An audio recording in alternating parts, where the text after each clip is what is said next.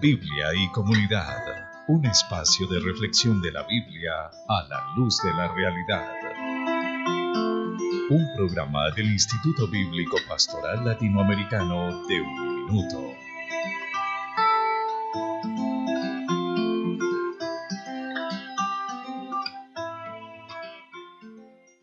¿Te gustaría formarte como profesional de ciencias bíblicas en Uniminuto? El programa te ofrece un conocimiento integral y te brinda fundamentos para el dominio de la Sagrada Escritura, permitiendo un acercamiento a la realidad actual. Ciencias Bíblicas es un programa acreditado de alta calidad, con modalidad presencial en Bogotá. Inscríbete ya. Informes 315-348-9967. Recuerda, 315-348-9967.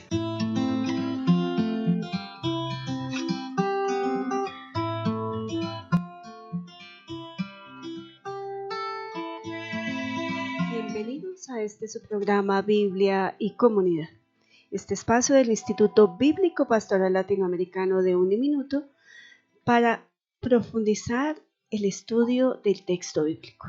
Como todos los jueves seguimos estudiando, ahondando el libro de los números y hoy vamos a hacer un especial énfasis en el tema central del capítulo 11 del libro de los números, después de haber visto ya toda la preparación que el pueblo ha tenido con Dios para poder organizarse de manera adecuada e iniciar su travesía por el desierto. Hoy nos vuelve a acompañar nuevamente Milton Martínez. Milton, bienvenido, qué alegría que estés con nosotros. Hola Ivonne, qué gusto volvernos a encontrar, qué gusto volver a estar esta tarde aquí con los oyentes, qué rico estar a través de estos medios llegando sobre todo con la palabra del Señor. Qué rico encontrarnos con la palabra. Esa es la parte más emocionante, es la parte más motivante, que podamos tener un encuentro con la palabra y bueno, que lo hagamos como lo dice el nombre de nuestro programa, Biblia y comunidad. Muy bien, gracias Milton. Milton, ahí el capítulo 11 tiene 35 versículos. Vamos a abordarlos todos menos del 25 al 30, ¿cierto? Correcto. Entonces, para que nuestros oyentes vayan abriendo su texto bíblico en el libro de los números, capítulo 11, y sepan que vamos a hacer un pequeño salto del 25 al 30, ese no lo vamos a tocar hoy, lo vamos a tocar la próxima semana, pero hoy vamos a abordar, digamos, el tema central del libro de los números en su capítulo 11, que es la queja. La queja. La queja. ¿Qué tema ese? La queja, y le hemos puesto el nombre el destructivo poder de la queja. Y es lo que vamos a ver acá en este texto. Pero que no sea un indirectazo. Yo no me quejo tanto. No. Nada tiene que ver contigo. Pero al que le caiga el guante, que se lo plantee, dicen por ahí, ¿cierto? Muy bien. ¿Cómo vamos a iniciar el estudio de este texto? Mira, es que es un texto tan interesante. Son 11, el capítulo 11 son 35 versículos. En realidad yo creería que hay tres grandes temas allí. Vamos hoy a trabajar básicamente uno y dentro de 8 días, si nos permite, trabajaremos el segundo. Hay un tercer tema que lo vamos a estar tocando entre los dos. Los tres temas son la queja, que es el tema principal a lo largo del capítulo. El tema de la profecía, que va en versículos 25 al 30, que lo vamos a trabajar en la próxima sesión. Y está detrás de eso también el tema del milagro. Algo maravilloso, un tema lindísimo que lo estaremos tocando así a medida que vayamos. Son tres grandes temas, pero lo vamos a abordar desde la perspectiva del problema de la queja. Tremendo problema y tremendo tema. Y así que nos acercaremos a lo largo del texto, especialmente para poner nuestra mirada en el poder destructivo que tiene la queja. Porque a veces sentimos que es necesario quejarse, ¿no? Sí, es pero muy cierto. Eso tiene sus implicaciones. Sí, claro, pero yo creo que lo que nos va a mostrar el texto es justamente que hay diferentes formas de quejarse, ¿no? Hay diferentes tipos de queja. Y la queja de la que hablamos acá es particularmente una queja en perspectiva teológica. Claro, y si yo me golpeo, me quejo, ay, no. Sí, porque si me golpeo y me digo ay, se me quita el dolor un poquito. O cada vez que estamos haciendo una fila nos quejamos, ¿no? Ajá. Pero vamos a abordar el concepto de queja específicamente desde la perspectiva teológica, que es a lo que nos invita el texto bíblico. Muy bien. ¿Cómo iniciamos? Bien. El texto el capítulo 11, tú lo has mencionado, viene después del 10. Y antes del 12. Y antes del 12. Pero en el capítulo 10 veíamos el momento en que el pueblo arranca la travesía. Habíamos hace 15 días recordado un poco acerca de los tiempos. El pueblo dura 3 meses desde que sale de Egipto hasta que llega al monte Sinaí. En el Sinaí van a permanecer 2 años. Durante ese periodo de 2 años fue que recibieron toda la revelación de Dios, esa maravillosa revelación que es el centro de toda la Biblia, el centro de toda la perspectiva cristiana y judía y demás. La reciben en 2 años. Y por fin en capítulo 10 arrancaron, y ya en capítulo 11 nos encontramos con la queja. O sea, esperaron 2 años y no se quejaron tanto y ya empezaron a caminar y se cansaron. Sí, mira que esto nos empieza a mostrar un elemento interesante, y es que mientras se encuentra uno en su zona de confort, mientras que las cosas están ahí muy cómodo, mientras que uno tiene todo al lado y fácil, entonces como que se siente bien, ¿no? Cuando empieza la lucha, cuando empieza el proceso de conquista, porque la conquista no es solamente el momento en que atraviesan el río Jordán y empiezan a matar a todos esos gigantes de Canaán. La conquista empieza desde que arrancan camino ya a un concepto de conquista. Y esto lo hace pensar a uno muchísimo, ¿no? ¿Qué clase de gente es la que iba a conquistar? O sea, ¿quién es la gente que va a conquistar? ¿Quiénes son ellos? La conquista implica muchísimas cosas. La conquista implicaba la capacidad, la preparación, el esfuerzo, la disciplina, la consagración, tantas cosas que implica la conquista.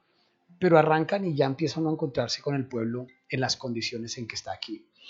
Ahora, ¿cuál es la causa principal de la queja? Si tú quieres, vamos a ir leyendo por partes para no irnos completamente hasta el fondo, y así vamos avanzando. Arranquemos, si te parece, Ivonne, y nos ayudas con el texto hasta el versículo 5 en primera instancia. Números 11, 1 al 5. Un día los israelitas se pusieron a murmurar contra el Señor debido a las dificultades por las que estaban pasando. Al oírlos, el Señor se enojó mucho y les envió un fuego que incendió los alrededores del campamento. El pueblo gritó pidiendo ayuda a Moisés, y Moisés rogó al Señor por ellos. Entonces el fuego se apagó. Por eso, aquel lugar se llamó Taberá, porque allí el fuego del Señor ardió contra ellos. Entre los israelitas se había mezclado gente de toda clase que solo pensaba en comer, y los israelitas, dejándose llevar por ellos, se pusieron a llorar y a decir: ojalá tuviéramos carne para comer. ¿Cómo nos viene a la memoria el pescado que comíamos gratis en Egipto? Y también comíamos pepinos, melones, puerros, cebollas y ajos. Pero ahora estamos muriendo de hambre y no se ve otra cosa que maná. Muy bien, hemos leído hasta el 6, que es realmente hasta donde vamos a mirar ese primer momento del texto. Aquí hay dos aspectos que nos muestra acerca de la queja. ¿Cuál es la causa? ¿Qué es lo que está provocando la queja? En el primer texto pareciera que la causa no se identifica. El texto dice simplemente que el pueblo empezó a quejarse amargamente, a proferir quejas amargas, dice la Biblia de Jerusalén, a los oídos del Señor. No dice cuál es la causa. Cuando llegamos al versículo 4 es cuando se nos habla acerca de la comida. Sin embargo, aquí es probable que la comida no necesariamente haya sido la primera causa de la queja.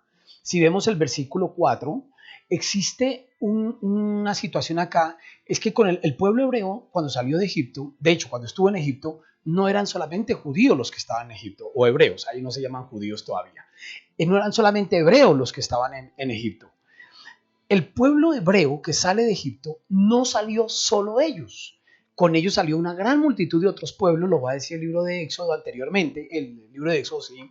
Y aquí lo aclara. Mucha de la gente extranjera que había salido con ellos, que se había mezclado con ellos, salieron y ellos también se empezaron a quejar, y aquí aparece la queja específicamente por la comida. Es el punto aquí. Ahora, no importa realmente cuál es, en principio, no importa cuál es la causa que los está llevando a quejarse.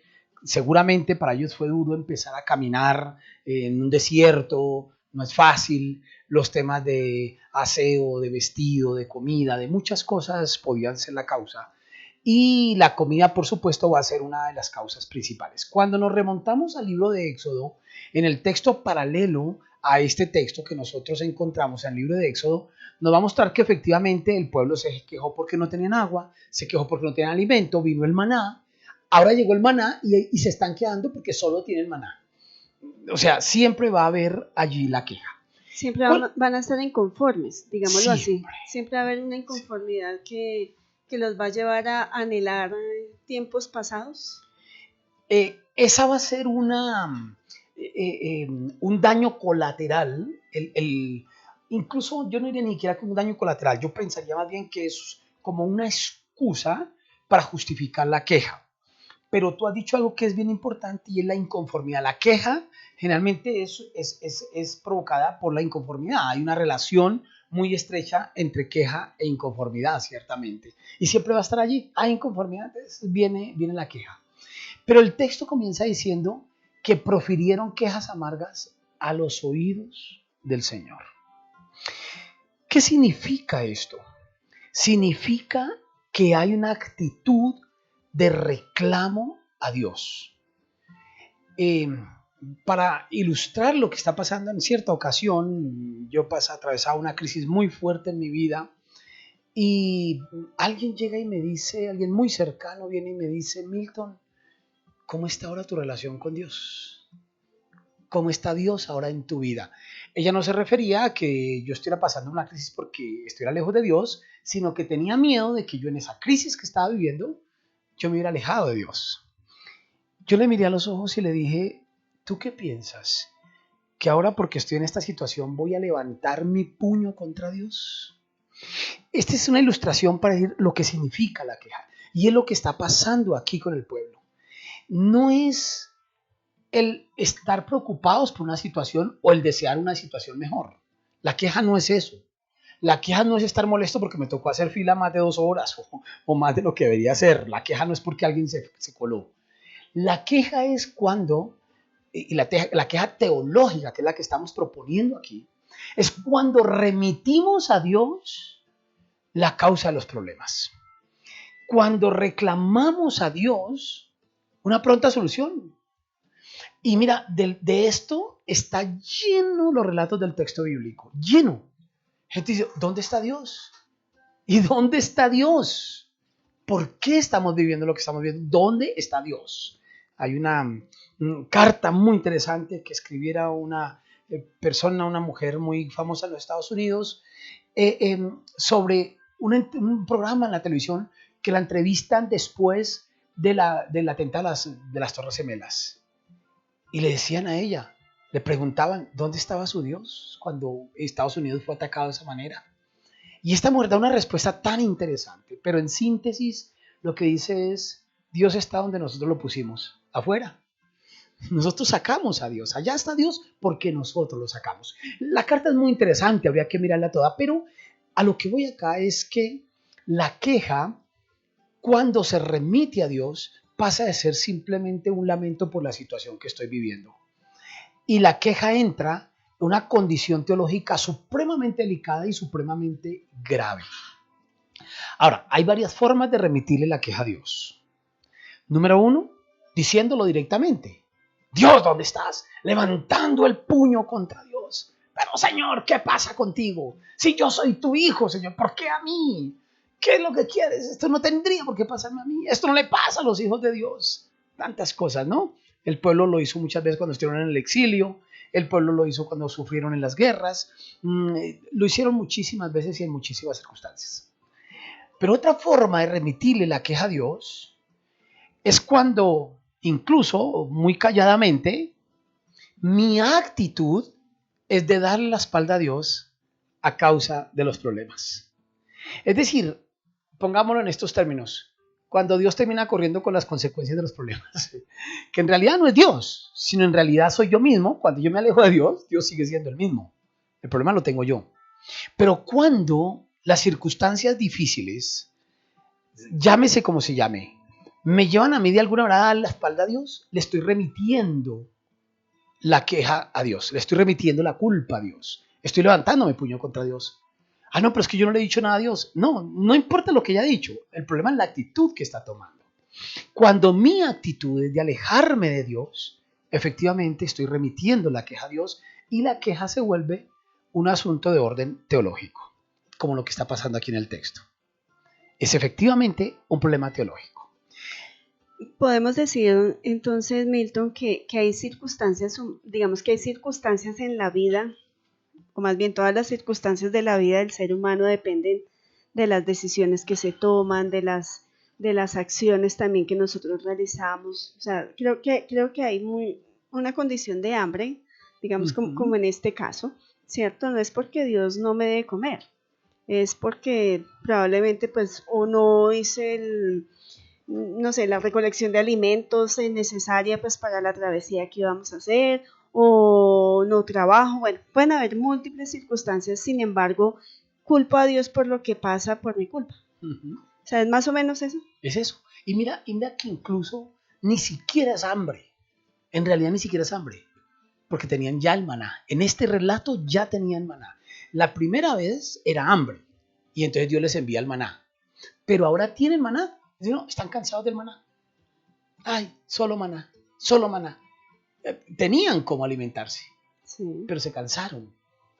Lo que agrava esta situación, lo que agrava el relato, pues mira que es una queja y una inconformidad que nos muestra que hay cosas de mucho más fondo. En realidad, una persona que se aleja de Dios a raíz de una crisis, podríamos creer que ya está alejada de Dios. O podemos decir que nunca ha estado cerca de Dios. Probablemente, seguramente, pero ya está alejada de Dios. Y por eso remite a Dios la causa. Y termina siendo la relación con Dios la que lleva las consecuencias de la crisis que la persona está viviendo.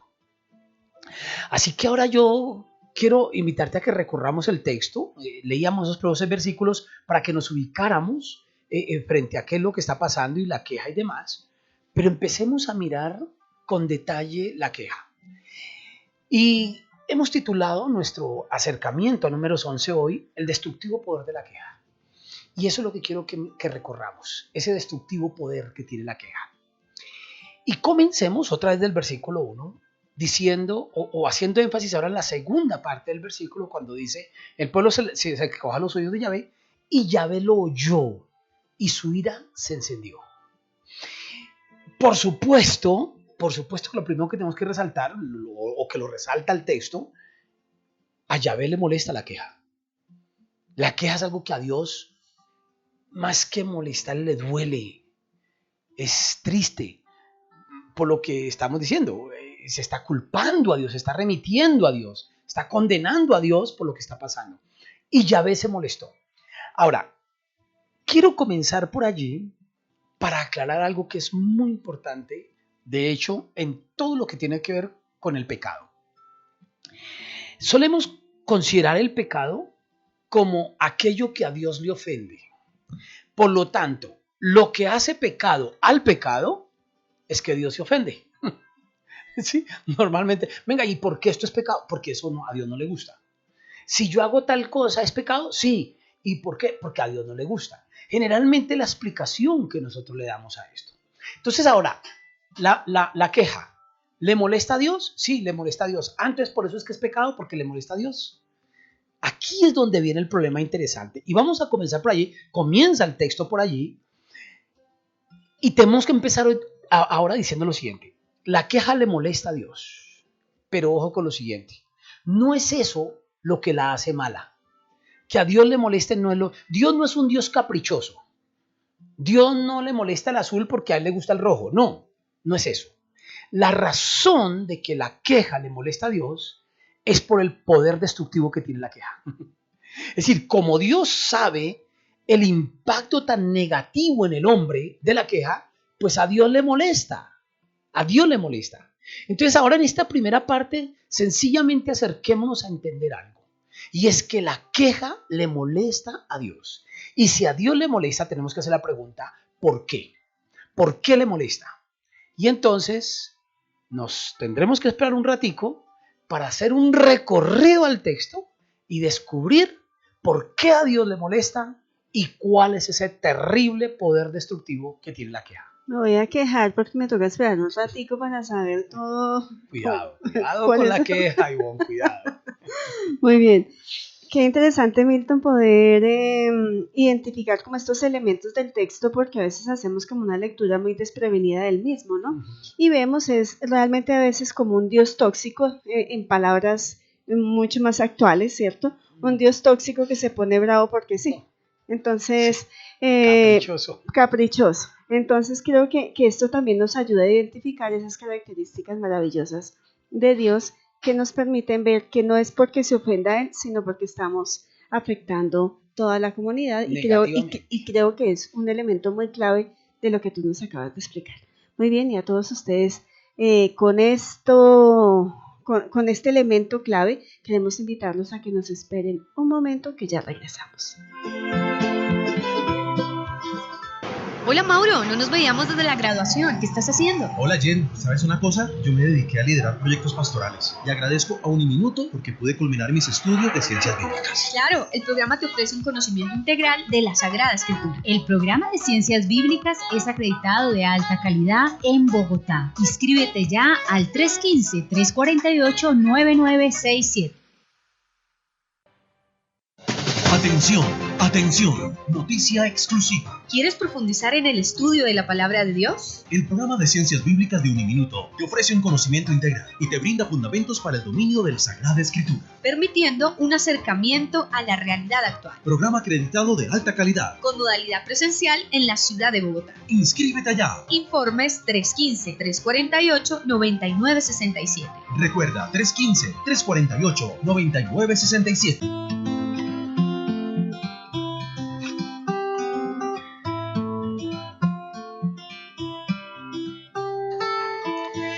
Y de regreso aquí en su programa Biblia y Comunidad, estamos abordando el texto de Números 11 del 1 al 24 y del 31 al 35. Estamos mirando los elementos o las situaciones, más bien las circunstancias por las cuales el pueblo se está quejando ante Dios. Ya veíamos una primera circunstancia en la primera parte del programa que era justamente el tema del hambre y probablemente otras cosas, pero que el texto nos evidencia, no es tanto el hambre como nos aclaraba Milton, sino el cansarse de comer lo mismo durante el tiempo que han estado en travesía. Y nos presentaba Milton también en los primeros 6 versículos esas circunstancias de cómo Dios pues también al escuchar la queja se enoja, se disgusta, le da ira, dice el texto, pero una claridad importante que nos hacía al final de la primera parte era justamente no se irrita o no le molesta la queja porque sea una ofensa contra él, sino por los impactos o las situaciones negativas que genera dentro del pueblo, dentro de la comunidad, que es lo que realmente presenta el texto y por eso es una situación molesta para Dios. ¿Cómo vamos a continuar? ¿Cómo vamos a desarrollar? Yo dejaba mi queja de cómo no nos dijeron cuáles son esos elementos de la queja que más se producen en el texto y vamos a escuchar en esta segunda parte cuáles son esos elementos claves. Gracias, Ivonne. Ya después de haber visto cómo la queja molesta a Dios y hacíamos la pregunta, ¿pero por qué es que a Dios le molesta? Entonces miremos por qué es que a Dios le molesta. Y el primer punto que vamos a mirar, y voy a invitar a los oyentes, sería interesante que los que les gusta el tema puedan tomar nota porque vamos a ir dando un listado de ese poder destructivo que tiene la queja. Primer punto que vamos a tratar, versículo 3. Ivonne, por favor. Versículo 3 dice: por eso se llamó aquel lugar Taberá, porque había ardido contra ellos el fuego de Yahvé. Taberá, un nombre hebreo, una palabra hebrea, un término hebreo, que va a ser tomado para ese lugar allí en el desierto, pero que implica el ardor, implica el fuego. Podríamos aquí decir un primer impacto terriblemente destructivo de la queja es que la queja consume. La queja consume. Algo que, por ejemplo, siempre se ha solido decir con respecto al perdón, no es el tema nuestro ni lo vamos a profundizar ni mucho menos, pero suele decirse que el problema de no perdonar es que el primero que se hace daño es el que no perdona. El que no perdona se consume a sí mismo. Y nota que ese no perdón está asociado específicamente con el tema también de queja, ¿no? Cuando tiene uno ese rencor en su corazón, está siempre expresando, hablando de lo que de eso que lo está consumiendo. Y la expresión taberá, que el nombre que se le va a dar, es de cómo consume y nos muestra una primera terrible consecuencia de la queja. La queja consume. Segunda característica o segundo aspecto destructivo de la queja, versículo 4. La chusma que se había mezclado al pueblo se dejó llevar de su apetito. También los israelitas volvieron a sus llantos diciendo, ¿quién nos dará carne para comer? Ahora hacia la parte final vamos a volver a ese tema de que se dejaron llevar del apetito. Pero lo que quiero mostrar aquí es el proceso de esa gente que viene de afuera, los que son extranjeros, no son hebreos, comienzan a quejarse y el pueblo hebreo se va a contagiar. Es curioso y es triste porque contrario a lo que siempre, que va a ser por ejemplo el reclamo del profeta Jeremías, dice, conviértanse ellos a ti y no tú a ellos. Aquí, y lo corriente en el pueblo hebreo fue eso, el pueblo hebreo se dejaba llevar de los otros pueblos. Pero aquí en este caso, este texto nos muestra una cosa, y es que la queja se contagia.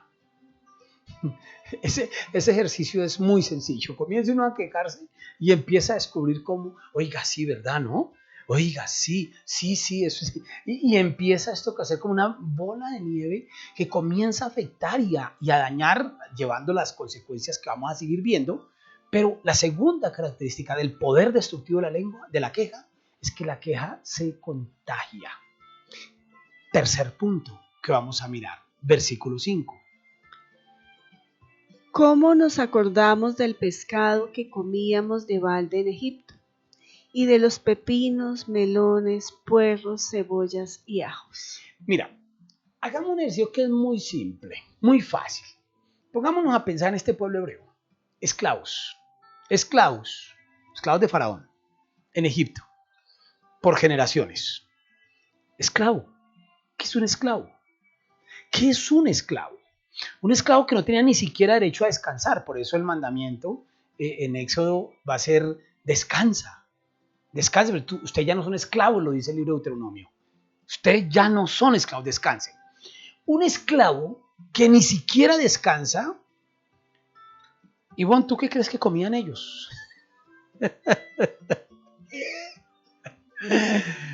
Suntuosos platos de carne. Pues la verdad no creo, o sea, yo creo que era lo que le daba el cazuelas de amo. mariscos.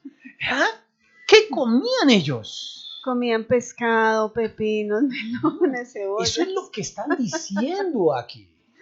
Ajá. Es lo que están diciendo. Pero salta claramente a la vista otro de los problemas de la queja. La queja encanta de encantamiento. Es decir, lo hace alucinar a la persona. La queja lleva a la persona, como lo vamos a ver más adelante, a un estado de tanta postración que lo más chiquito le parece enorme. Uh-huh. Seguro que este pueblo, esclavos, por ponerlo en nuestros tiempos de hoy, comían a punta de aguapanela y calao. Pero ahora que no tienen la aguapanela y el calao, pues no lo tienen eso, sino no tenían el maná. Dicen, no, unos suntuosos platos que teníamos allá. ¿Qué le está pasando al pueblo? O sea, están hasta alucinando. La queja encanta. La queja hace ver cosas que no son reales. La queja hace pensar en lo que no existe. Es el caso típico de los famosos, ¿cómo se llama en el desierto? Cuando una persona empieza a haber manantiales de agua, pero no están. Los oasis. El oasis, pero ¿qué es lo que la persona tiene cuando? Que ve, alucinaciones, ¿no? Alucinaciones. Sí, el oasis, él ve oasis, pero no eso. Delirios, espejismos. Sí, los espejismos. Esto es lo que están viviendo hoy, un espejismo. Ujú. Totalmente. La queja encanta, tercer punto. Cuarto, versículo 6. En cambio ahora tenemos el alma seca, no hay nada. Nuestros ojos no ven más que el maná. Óigame, esto es para sentarse uno a llorar. Desagradecidos. No hay nada. Dilo otra vez, por favor. Desagradecidos. Total.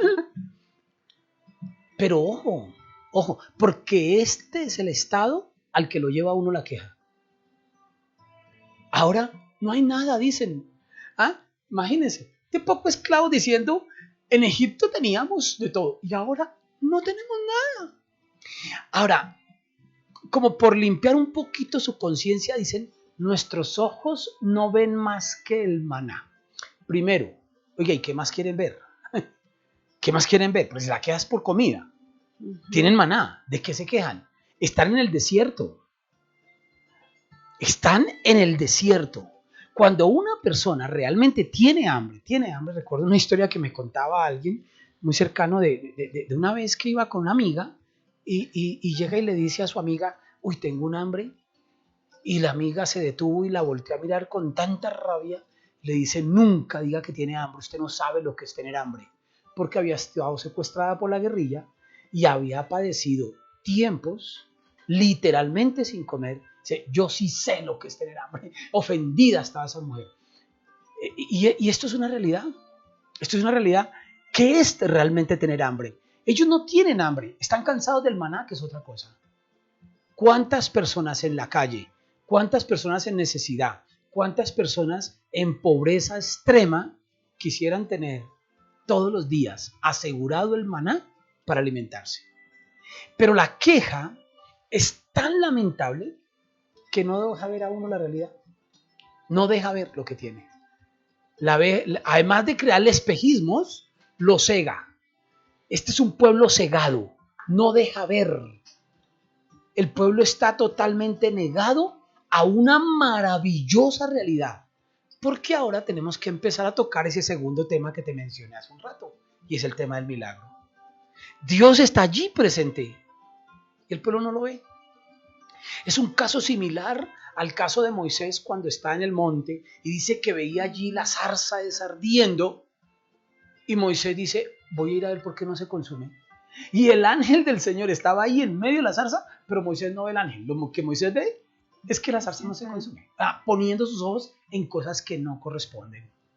Cuarta característica del poder destructivo de la queja no cega, la queja no deja ver. Quinta característica, versículo 10.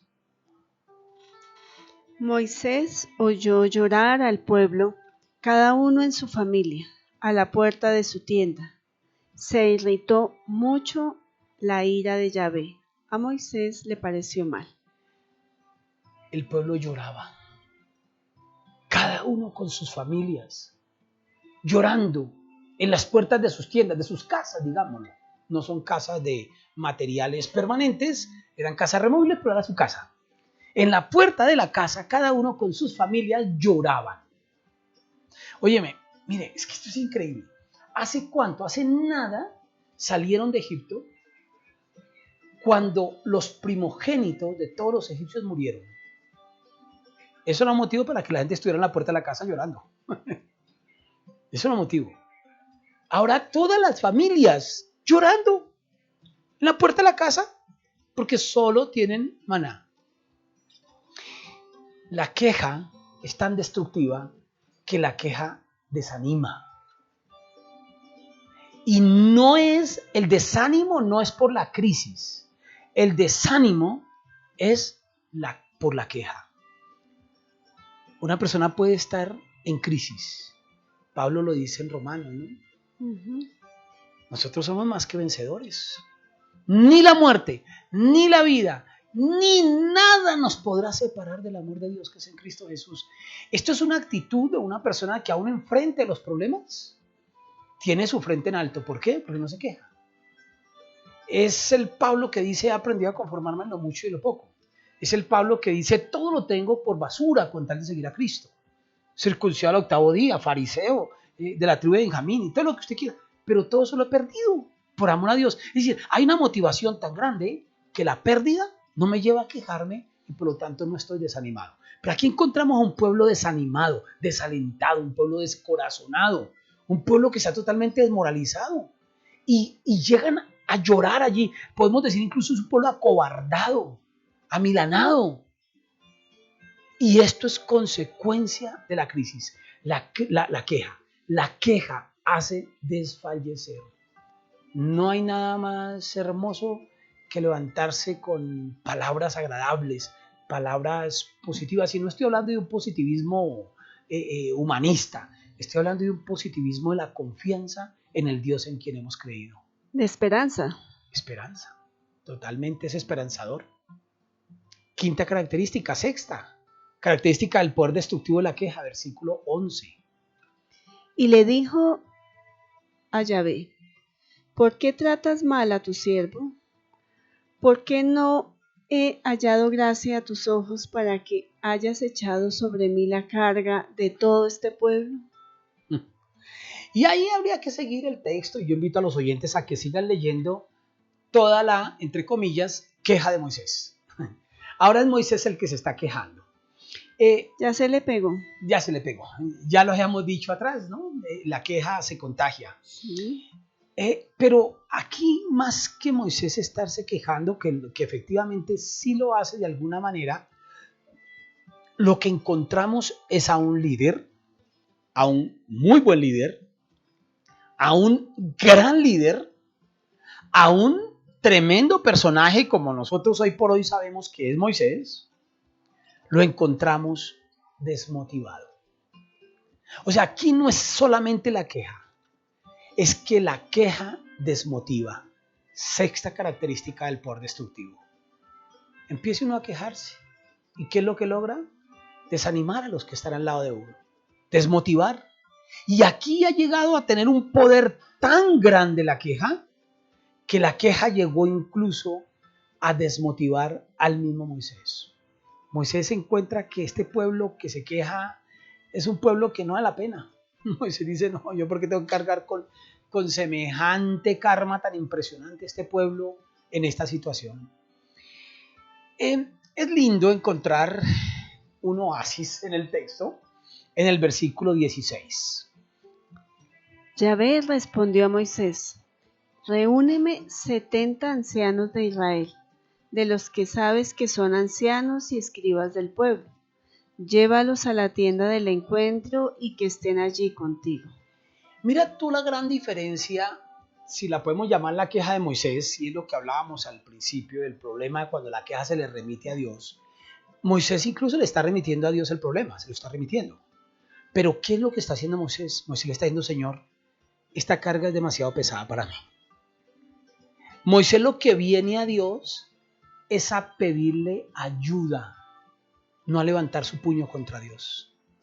Moisés viene y le dice, Señor, este pueblo es muy grande y yo no puedo. No puedo, Señor. Estoy desfalleciendo, no puedo. Está desmotivado, como lo decíamos. La queja desmotiva y Moisés está desmotivado. Pero ahora Moisés viene delante de Dios a clamar. Y aquí hay una cosa interesantísima en este versículo. Yahvé respondió a Moisés. La diferencia cuando hay queja a cuando hay un clamor, una súplica, un grito de auxilio a Dios. Moisés no se queja, Moisés levanta un grito de auxilio a Dios. Y entre el versículo nos muestra algo maravilloso. La diferencia es que cuando se trata de un grito de auxilio a Dios, Dios responde. Dios sale al auxilio, Dios sale a la ayuda, Dios sale. Y el resultado, mira, de venir de esta manera, como viene Moisés, es todo lo contrario. Mientras que la queja aparta de Dios, el grito de auxilio acerca a Dios. Cuando hay queja, no puedo ver la presencia de Dios y tampoco puedo escuchar la voz de Dios. Cuando vengo a presentar un grito de auxilio a Dios, veo a Dios, encuentro a Dios y me acerco a Dios. Este es un oasis, esta no es una característica de la queja, es un oasis donde se nos muestra la diferencia entre la queja del pueblo y el clamor de Moisés. Pero continuemos con las características. Pero podemos decir que la diferencia entre queja y clamor de auxilio es el desconocimiento de Dios en la queja, ¿cierto? O sea, ya Dios pierde sentido en mi vida, ¿sí? Podemos decirlo así. Mientras que el clamor de auxilio continúa la esperanza. Dios toma sentido. Exactamente, Dios toma sentido, o sea, continúa mi esperanza en Dios. Sin embargo, pues le decimos, Señor, estoy solito, ayúdeme, como dijo Moisés. Sí. Muy bien. Bonito eso. En la queja Dios pierde sentido, en el clamor Dios toma sentido. Muy bien. Dios el último, la última instancia de todo. Continuemos con las características del poder destructivo de la queja. Versículo 18. Y al pueblo le dirás, santificaos para mañana que vais a comer carne, ya que os habéis lamentado a oídos de Yahvé diciendo, ¿quién nos dará para comer? Mejor nos iba en Egipto, pues Yahvé os va a dar carne y comeréis. Mañana, antes de comer carne, les voy a dar carne, listo. Ese es su problema, se cansaron del maná, listo, no hay ningún problema, yo les puedo dar carne. No tenían que haberlo hecho de esa manera, les voy a dar carne. Pero antes de hacerlo, santifíquense, purifíquense, porque, dice el texto, se lamentaron a oídos del Señor. Es decir, la queja contamina. Y aquí hablamos de un contaminarse espiritualmente, de un contaminarse físicamente, externamente también, en muchos aspectos. El hombre es un ser integral. Así que en muchas formas el hombre se contamina. Y el hombre está contaminado. Y aquí dice, para poder yo responder, atender a su súplica, primero purifíquense. La queja contamina. Versículo 23. Pero Yahvé respondió a Moisés, ¿es acaso corta la mano de Yahvé? Ahora vas a ver si vale mi palabra o no. Otra vez vemos la presencia aquí del milagro.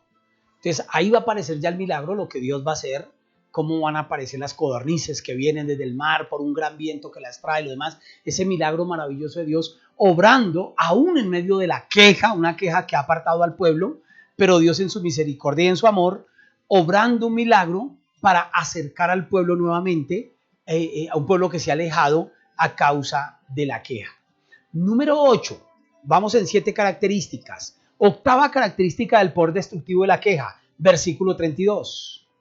El pueblo se dedicó todo el día y toda la noche y todo el día siguiente a capturar las codornices. El que menos reunió 10 modios y la tendieron alrededor del campamento. Esta es la última característica que tenemos en el texto, por lo menos de las que yo quiero resaltar. Seguramente con un juicioso estudio los oyentes pueden encontrar más cosas y esa es la interesante que puedan enriquecer este acercamiento. Pero yo quiero cerrar con esta característica que nos muestra el texto para mostrar algo. Observe que el problema no era hambre. Observe que el problema no es ni siquiera una crisis real, un problema real. Es una insatisfacción que hay en el corazón del hombre que conduce a este tipo de comportamientos. Cuando Dios responde, su corazón se llenó de avaricia, su corazón se llenó de codicia, su corazón se llenó de ansiedad, de apetito. Y entonces Dios les trae, Dios les está mostrando que no les va a faltar, listo, les voy a dar carne, miren, aquí tienen. No, pero ellos ahora quieren coger codornices y tener, porque hay una afán, una ansiedad en el hombre, lo que demuestra que la queja en realidad no es el resultado, no es producida por una verdadera crisis existencial del hombre, sino por un apetito desmedido del hombre de tener y tener. Y eso es lo que le impide al hombre ver la realidad. Hay un dicho muy interesante y es que muchas de las personas que se quejan por la escasez, la pobreza, la necesidad, en realidad es porque están mirando al que tiene más, no al que tiene menos. Si mirásemos al que tiene menos que nosotros, solo tendríamos en nuestros labios palabras de agradecimiento a Dios por todo lo que nos da. Y el texto cierra de una manera muy triste, muy lamentable en el versículo 34. Se llamó a aquel lugar Kibrot Hataaba, porque allí sepultaron a la muchedumbre de glotones. Kibrot Hataaba. ¿Qué pasó después de la queja del pueblo? Y aquí incluso no es la queja. Mira, cuando el pueblo evidencia la avaricia en la manera como lo hizo, Dios se llena tanto de ira que los consumió. Kibrot Hataaba significa la tumba, escúcheme, del deseo. Allí no murió la gente, allí murió la avaricia de un pueblo que, llevado por sus ilusiones, sus apetitos y sus deseos, se quejó delante de Dios y lo único que consiguió fue ser consumidos. ¿Por qué a Dios le molesta la queja? Porque la queja destruye al hombre. Muy bien, creo que con este mensaje que nos dejas hoy y con estas características también de la queja, nos vamos todos como con una inquietud de poder también revisarnos permanentemente frente a nuestras acciones, frente a nuestra vida, frente a todos esos milagros que Dios hace cotidianamente en nuestra vida para poder llenarnos de su amor y de su misericordia. Milton, mil gracias. A ti, Ivonne, muchas gracias. Y a todos ustedes, mil y mil gracias por estar en sintonía en este su programa Biblia y Comunidad. Una feliz tarde. ¿Quieres enriquecer tu servicio en la iglesia desde la palabra de Dios? Estudia Ciencias Bíblicas en Uniminuto. Es un programa acreditado de alta calidad para adquirir las destrezas, conocimientos y habilidades del estudio científico y académico de la Sagrada Escritura. Es tiempo de avanzar. Inscríbete ya. Informes en el 317-517-5587. No lo olvides, 317-517-5587.